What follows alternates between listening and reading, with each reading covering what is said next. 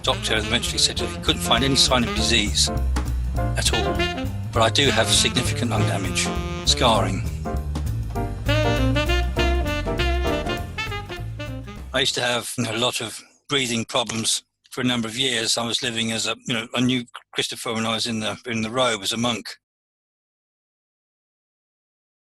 I'd often get chest problems, and one of the nuns from another monastery told me about this Buteyko thing. It seemed really remarkable and wonderful. I had given up on all these wonderful things. Then she sent me some books, some literature about Buteyko. And I had this experience when I was living in the forest. I remember walking at night. I was getting seriously out of breath. I always used to have to carry a puffer with me or something. I was always dependent on those. And it was really cold and dark and miserable, and I just wanted to get back to my hut. I knew I was fiddling for it in my pockets, but couldn't find it, kept walking. Basically, there was this bit of a steep incline, so I just sort of held my breath and kept going, got to the top, and then there's this beautiful moonlit sky. And I stopped for a moment, I thought, wow, amazing. And then I thought, breathing seems to be all right now. And I didn't ever find my inhaler. It seemed to happen naturally. I made a note of that. I couldn't figure out what it was. So when I started reading some of the theory, I thought, maybe that was it. And so I first thing I did was tape up my mouth one night with a plaster. And I used to work up pretty much clockwork, 3:30, 4 o'clock in the morning, every morning for some years, out of breath. And it just didn't happen. Having taped my mouth up didn't happen anymore. So I thought, quite remarkable. So I had to look at doing a training, finding someone to teach me properly, but I had no funds. All I did was, when I noticed I was out of breath, I used to hold my breath and just keep going and push, and walk or something like that. And it seemed to work quite well. I then travelled off to Asia. By that time, I'd given up my inhalers already. I used to do a lot of walking, long distance walking, but in Asia, tropics and it was humid and things like that, I was getting into a lot of trouble. Problem with, as a Buddhist monk with no money, getting regular medication is always a hassle. In the UK, it was just easy. I could ask someone to get me something, but when you're abroad, it's tricky. So I just kind of muddled on with it. I had the odd chest infections. And then I went on a pilgrimage to India, just walking with an alms bowl, getting food from people I met on the street and so on. I was always prepared for bad stomach, but what I wasn't prepared for was the dust. And I ended up with a fantastic chest infection, coughing my guts up for a few weeks, and then crawled back to Bangkok. They did a breath function test, didn't have very much Thai, but in survival language. And the doctor kept saying to my person who took me there, 20%, 20% lung function.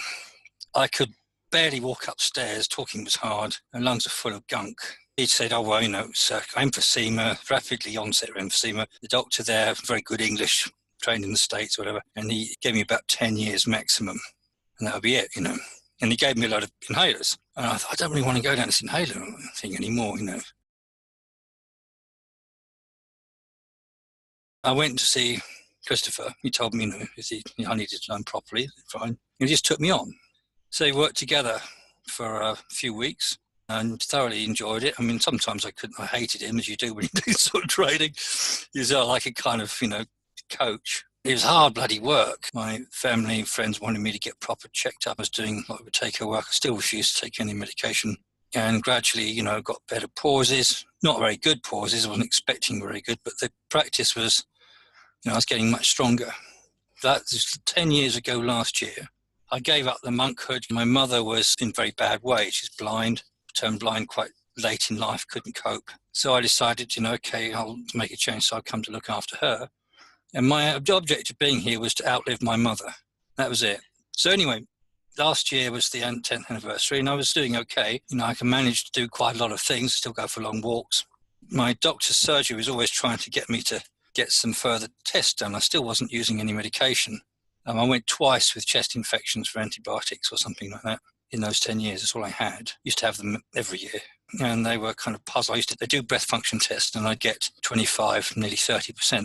I thought, well, that's 50% increase, pretty good. They did all sorts of scans, CT scan I had, and lots of breath function tests. And the doctor eventually said that he couldn't find any sign of disease at all, but I do have significant lung damage, scarring, very significant scarring. So I still won on about 30%, it's a bit more than half a lung. But to celebrate, I bought a bicycle, so I cycle everywhere now. I keep going with it. I don't do very many long pauses anymore. I just practice when I'm exercising. I just keep my mouth shut. I try and keep air hunger, pause occasionally when I feel I need to. Mostly I don't do very much at all. And the test at the hospital, they were really kind of surprised when I go up there. They said, I don't have any medication. I cycled around. It's quite hilly around here. I managed quite well. My lung function's around 30%. I guess I have to accommodate it, really. My bike is some electric boost support. Once a week I go out with a friend, do about 30 odd miles at a time. My friend has serious heart condition. He's a good bit older than me. He's nearly 80. And we have the same bikes, and we kind of both collapse about the same point at the steep hill, so we're quite well matched. And but he's actually in very good shape. And so I live a pretty full life, but I do recognise that I have very significant scarring in the lungs. So always very, very grateful to Christopher and all. He did a lot for the rest of the community, actually. So I recognise you need to go out of your comfort zone to really make it work, as far as the training was concerned, in fact, in order to get the body working more efficiently. And it's difficult to do that on your own. You need someone to kind of encourage you. Christopher was good at that. Keep me going. And time it becomes quite all right. It's quite natural. So that's my story with it, really.